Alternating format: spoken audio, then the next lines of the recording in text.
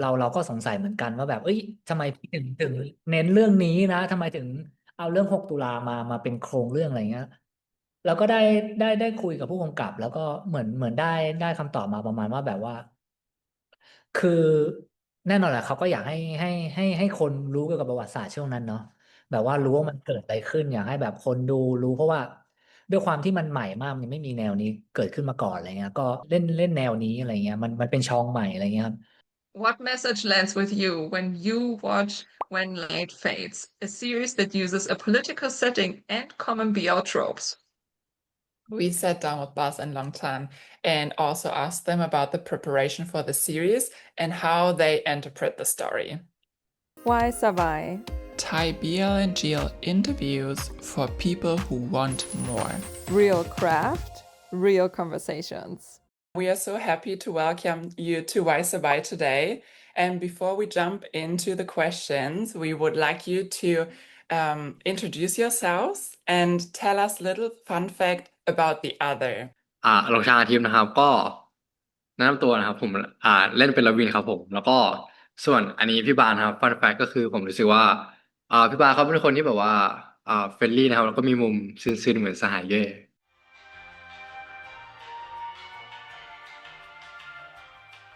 ชื่อบาสนะครับบาสอัศวพัฒน์ครับรับบทเป็นสายเย่ครับ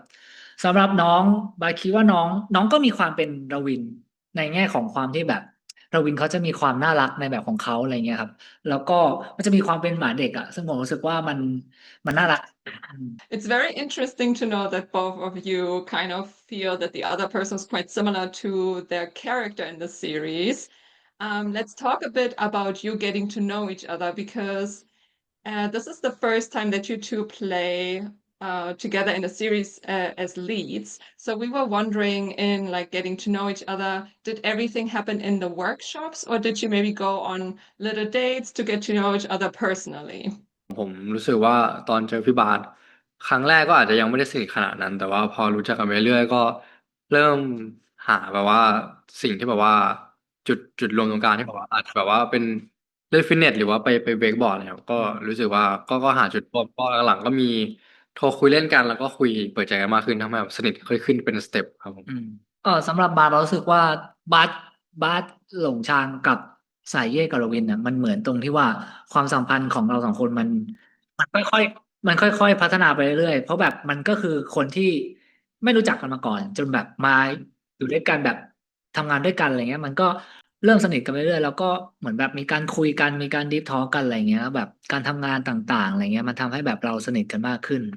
That is so interesting. Also, wakeboard is terrifying to me, but I'm glad that you're enjoying this doing together.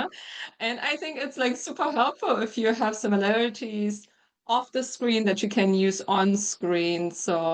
that is really cool. And we were also wondering, because you met through this project, the series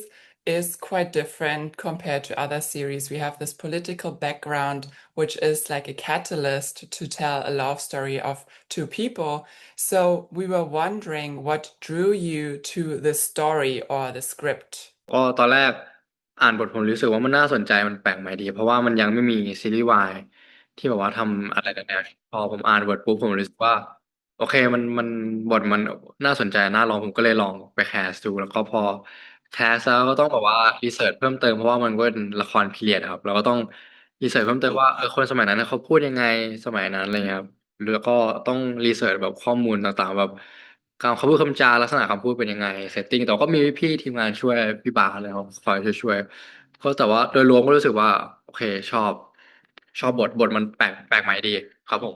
Yeah, it's interesting that like you read a story that might be a bit different than lots of other scripts. And then, I mean, I always find it very interesting to like get to know new things, to do research about a topic. And I feel like especially this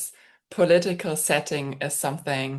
that, at least for international fans, like we don't know much about the historical background. So it's interesting. สำหรับบาสไปก็รู้สึกจริงๆรู้สึกใหม่เหมือนกับอินเตอร์แฟนเลยครับว่าคือจริงๆเราก็ไม่ได้รู้เรื่องกับประวัติศาสตร์เกี่ยวกับขนาดนั้นนะพอเรามาเล่นเราได้รีเสิร์ชจริงๆเราได้ไปคุยกับคนที่อยู่ยุคนั้นจริงๆอะไรเงี้ยเพราะว่าตอนรีเสิร์ชเราได้ไปคุย มันก็ทำให้เรารู้เกี่ยวกับประวัติศาสตร์มากขึ้น แล้วก็รู้สึกดีใจที่แบบเออมันทำให้แบบอินเตอร์แฟนเขาได้รู้เกี่ยวกับประวัติศาสตร์มากขึ้นด้วยอะไรเงี้ยแล้วก็มันก็ด้วยบทแหละด้วยบทด้วยอะไรต่างๆมันน่าสนใจอยู่แล้วก็เลยทำให้เราไปแคสอะไรเงี้ยครับก็ดีใจผมดีใจที่แบบประวัติศาสตร์พวกนี้มันถูกเผยแพร่ออกไปแต่ว่าต้องบอกว่าซีรีส์มันไม่เครียดนะเดี๋ยวอินเตอร์แฟนจะคิดว่าแบบเฮ้ยมันเกี่ยวกับประวัติศาสตร์ไทยมันอาจจะเครียดหรือเปล่าอะไรเงี้ยจริงๆมันไม่เครียดคิดว่าดูมา2 EPน่าจะเห็นความโรแมนติกคอมเมดี้ของมันแล้วอะไรเงี้ยครับ Maybe the series is kind of like an interest spark, like you know that something happened in the history of Thai, and then you can do a bit more research to find out what happened. But that is like about the tone of the series is actually that something that we wanted to ask about because the series has this historical background, but it also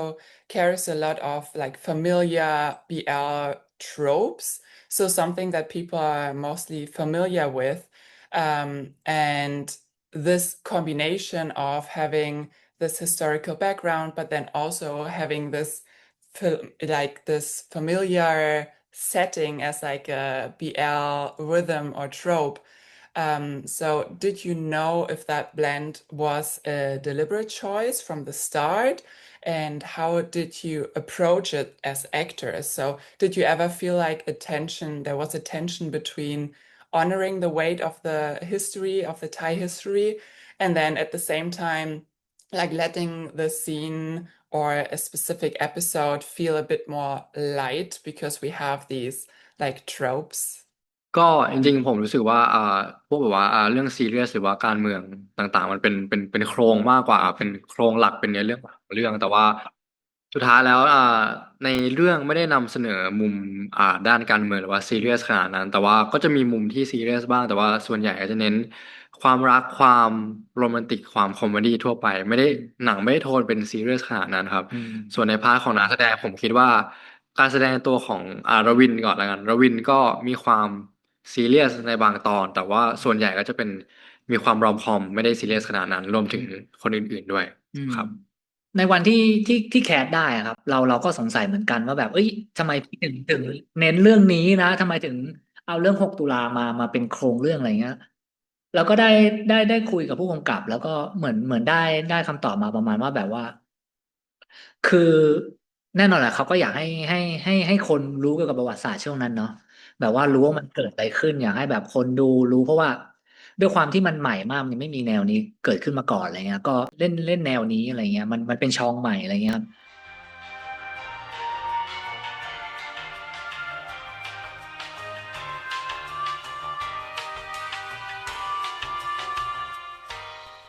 แล้วก็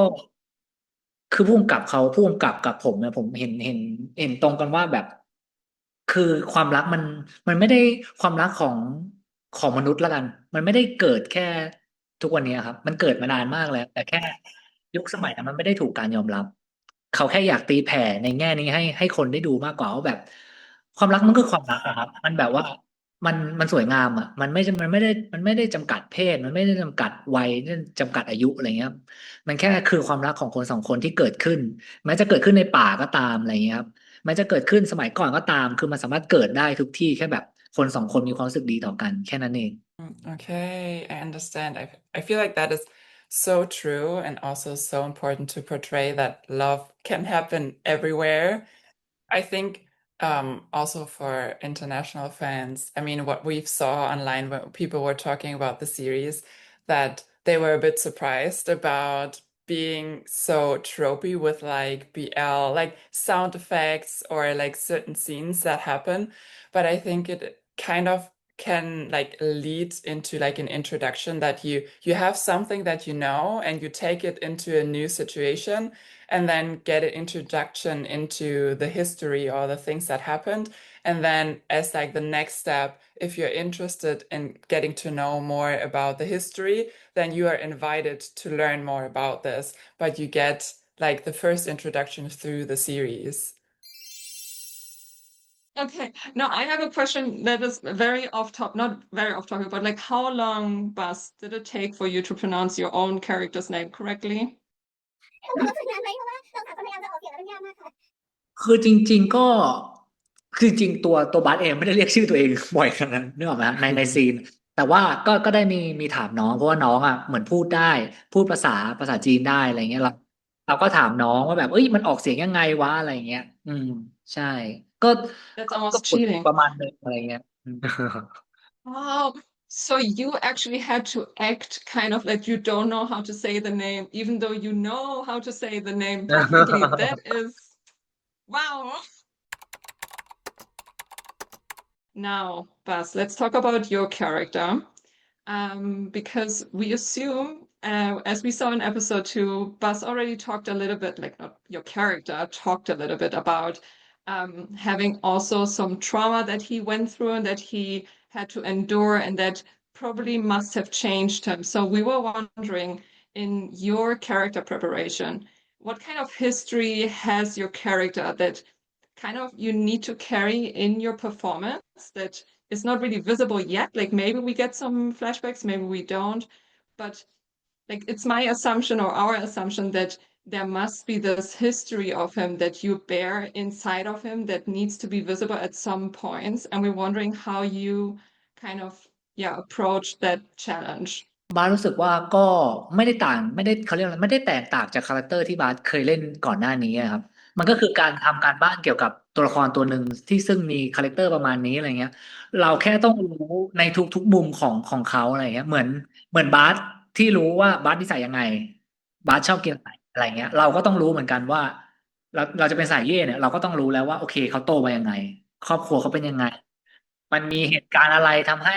คาแรคเตอร์เขาถึงเปลี่ยนไปแบบนี้เพราะว่าก็ต้องพูดตรงๆว่าก่อนเข้าป่าสายเย่ไม่ได้เป็นแบบนี้เขาก็จะมีความเป็นเด็กวัยรุ่นคนหนึ่งที่ซึ่งครอบครัวสมบูรณ์อะไรเงี้ยแต่ว่ามันเกิดเหตุการณ์บางอย่างทำให้เขาเสียครอบครัวไปทั้งหมดแล้วก็เขาตัดสินใจทำอะไรบางอย่างหนีเข้าป่าอะไรเงี้ยแล้วมันก็ทำให้เขาต้องหนีเข้าป่าทำให้เอ่อสิ่งที่มันขับเคลื่อนเขาอ่ะมันคือการที่ต้อง survival อะครับ คือมันไม่มีที่ไปแล้วนอกจากเข้าป่าเพราะว่ามันต้องหนีอะไรเงี้ยมันทำให้เขาเก่งในทุกด้านเลยในเขาเรียกว่าอะไรการ survival การเอาชีวิตรอดในป่าเนี่ยคือเขาเก่งมากสิ่งที่ขับเคลื่อนเขามันคือการต้องเอาตัวรอดอะไรเงี้ยแต่ว่าสิ่งที่มันไม่หายไปมันคือการที่เขา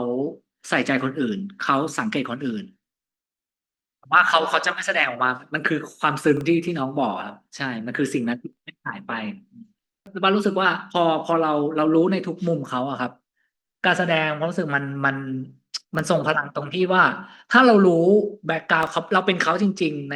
นณโมเมนต์นั้นๆอะไรอย่างเงี้ยสิ่งที่มันคิดอยู่มันจะออกมาทางสายตามันทำให้คนได้โดยที่ไม่ต้องพูดด้วยซ้ำนี่บ้านรู้สึกว่ามันคือความมหัศจรรย์ของการแสดงถ้าเกิดเราเข้าใจมันจริงๆนะใช่ Honestly, like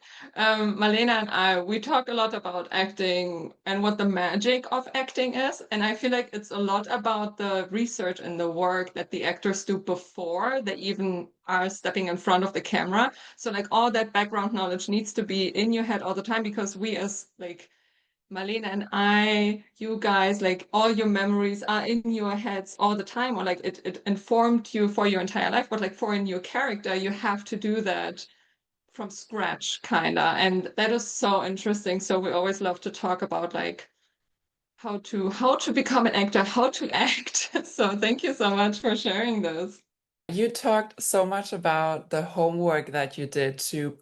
become your characters, to show us the feeling and the backstory about your characters. So we were wondering, what have you learned playing these characters in the series? สำหรับผมรู้สึกว่าในคาแรคเตอร์ลวินนะครับบางอย่างเป็นทัศนคติของลวินที่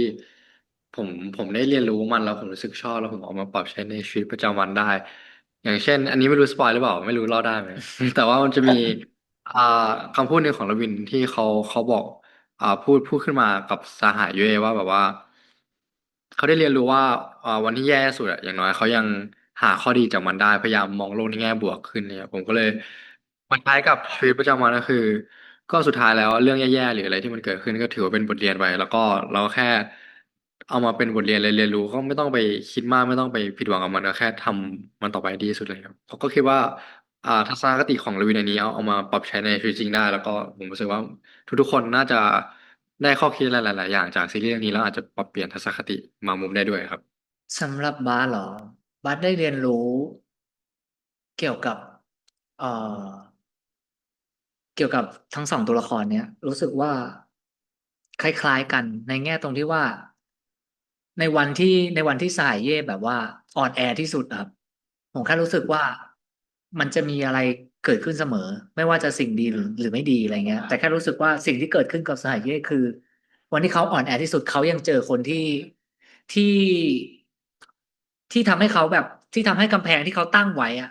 มันลดลงมาได้แล้วทำให้เกิดสิ่งที่ดีขึ้นเกิดความรักขึ้นรู้สึกว่าสิ่งเนี้ยมันมันเป็นเมจิกโมเมนต์ที่มันสามารถเกิดขึ้นได้กับทุกคนแล้วก็อยากให้แบบเนี่ยอย่างที่น้องบอกแล้วอยากให้ทุกคนแบบในวันที่มันแย่ที่สุดอะอย่างน้อยๆมันจะมีสิ่งที่ดีเกิดขึ้นอย่างน้อยสิ่งเดียวก็สามารถเกิดขึ้นได้อะไรอย่างเงี้ยครับ That is such a wonderful message, and I think it also like helps with the series to like see kind of there is this shining light, there is a bright future, and I hope that everyone who is watching the series can take that for themselves. And before we let you go, we told you that we are from Europe, from Germany, and we were wondering if you have a message for your European fans. ก็จริงๆอยากฝากซีรีส์เราแหละครับอยากให้ทุกคนได้ดูมันเพราะว่าคือแน่นอนแหละพวกเราตั้งใจมากทีมงานโปรดักชันต่างๆตั้งใจทำผลงานนี้มากๆแล้วก็คือมันน่าจะเป็นโอกาสที่ดีถ้าเกิดสมมติว่าเราได้ไปหาทุกคนจริงๆซึ่งมันเป็นสิ่งที่เราอยากทำจริงๆอยากไปหาพวกคุณอะเราเห็นแค่พวกคุณผ่านทางโซเชียลมีเดียต่างๆซึ่งเราอยู่ไกลกันมากเลยแต่ผมรู้สึกว่ามันมีจิกตรงที่ว่าทุกวันนี้คุณสามารถเห็นเราผ่านได้ทางแบบแพลตฟอร์มเนี้ยแล้วมันก็รู้สึกว่าเราอยากไปหาคุณตัวเป็นๆจริงๆเราอยากไปเจอหน้าคุณไปพูดคุยกันอะไรเงี้ยรู้สึกว่ามันคงเป็นสิ่งที่ดีมากๆเลยถ้าเกิดวันนั้นมันมาถึงอะไรเงี้ยครับเราได้เจอกัน ก็สำหรับผมก็ฝากอินเตอร์แฟนทุกคนนะครับว่าฝากซีรีส์เรื่องนี้ก่อนแล้วก็ฝากนักแสดงแล้วก็ทีมงานเบื้องหลังของทุกคนว่าทุกคนตั้งใจทำเรื่องนี้มากก็ฝากติดตามด้วยครับแล้วก็หวังว่าวันหนึ่งจะมีโอกาสไปแฟนมีตที่เยอรมันครับผมชอบประเทศเยอรมันมากครับ Well, thank you so much. And we would love to have you in Germany, of course. But in case you are coming to Germany for a fan meet, perfect segue. We would love to teach you some German if you're ready. We would like to teach you how to introduce yourselves and say who you play in your series. So we're gonna have a little sentence at the end. We're gonna do this step by step. Are you ready? Yep. Okay, so the first part is in English, it's hello, my name is. And in German, it is hallo, ich bin.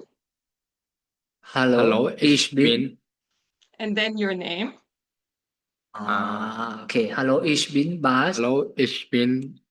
ลงช้าง Very good. Second part is und ich spiele and I play. und ich spiele เย่ und ich spiele Robin Yes, very good. Okay, now the last part. Hang on there. You're doing great. In Licht am Ende des Tunnels. in Licht am Ende des Tunnels Uh-huh. Yes. English and des Tunnel Hey, very good. Okay, do you want to try to say the sentence one more time? yeah I will try โอเค Hallo ich bin ลงช้าง und ich spiele แสน Rami? Thank English and des Tunnel yeah Hey, Is that very right? good. Gang marker, gang marker. Now, guys, it's your โอเค time to my turn shine. โอเค Yeah. my turn โอเค Hallo ich bin Bas und ich spiele yeah in Licht am Ende des Tunnels Hey, Yes. Perfect. so good. Amazing. Okay, now you're all set to come to Germany and introduce yourselves to your fans waiting over here. But we want to return the favor. We would like to ask you guys to teach us how to say your series title in Thai. โอเค แสงดาวแสงศรัทธา Okay, wait, what was the start? โอเค โอเค แสงดาว Sang Dao, แสงศรัทธา Sang Satta. yeah very good yeah all good I try. Okay. Okay. Sang Dao, Sang Satha. โอ้ oh nice yeah We would like you to explain the series in one sentence, but you have to work together, and each of you can only say one word at a time, and then you form a sentence together. โอเค เป็น ซีรีส์ ที่ มี การ เล่า เรื่อง ที่ ส นุก และ คอมเมดี้ แล้วก็ น่ารัก และมี ความรัก ที่ลม คอม อยาก พี่ก็แปลได้ไหม ต่อไงดีเอายังไม่จบใช่ไหมต่อ ประมาณ ได้ นี้ประมาณนี้ ประมาณนี้ก็ดีกว่า Yes, okay, perfect.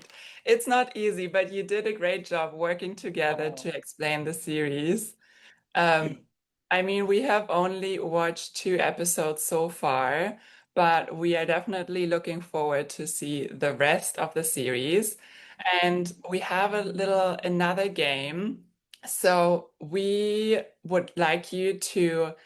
explain the relationship of your characters in 3 emojis. So maybe we can do like one right now after EP2 and with a little spoiler towards the end of the series, but you're not allowed to use a heart to make it a bit more difficult. ที่สองใช้อิโมจิอะไรบ้าง หัวอิโมจิปืน อันพี่อีโมจิปืนอันหนึ่งแล้วก็รู้สึกว่าอีโมจิหมาป่า อืม